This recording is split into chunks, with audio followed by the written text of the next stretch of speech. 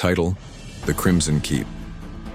In the frostbitten highlands of Galmore, where the wind howled like widows in mourning, there stood a castle, abandoned, broken, and cursed. Locals called it the Crimson Keep. It once belonged to the noble House Valen, protectors of the realm. But 50 winters passed, the family vanished. Whispers told of a darkness that rose from the crypts beneath, a creature that feasted on blood and ruled the stones with cold, undead fury. No one dared approach it until now. Sir Cedric of Torwin, the last knight of the Valen line, returned home. Armor-dented, sword-chipped, soul burdened by war, but resolute. "I will reclaim my family's keep, or die in its halls." He entered at dusk. The gates groaned like dying men. Inside, shadows danced unnaturally across stone walls. The air was thick with rot and something sweet, like wine left to sour. He passed crumbling portraits of ancestors with eyes gouged out. In the great hall, blood had dried like paint across the floor. And from the rafters, something watched.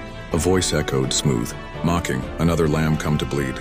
The vampire Lord Valen descended like a shadow peeled from the ceiling, once Cedric's uncle. Now, an abomination of pale skin and glowing hunger. They fought, steel against shadow, blade against claw. Cedric's faith was his shield, his rage the fire. He drove his broken sword into the creature's heart just as dawn broke, light tearing through the stained glass like divine judgment. The vampire screamed, burned, turned to ash, but something remained. A whisper, a pull. As Cedric staggered from the crypt, wounds deep and soul-torn, and he saw his reflection fade. The vampire's blood had entered his veins. At first he fought it, chained himself in the chapel, starved himself beneath the altar. But the hunger, it grew, and the castle, it whispered his name. Now the Crimson Keep stands tall once more. Its windows glow at twilight. The gates swing open for travelers and who never leave. Sir Cedric guards its halls.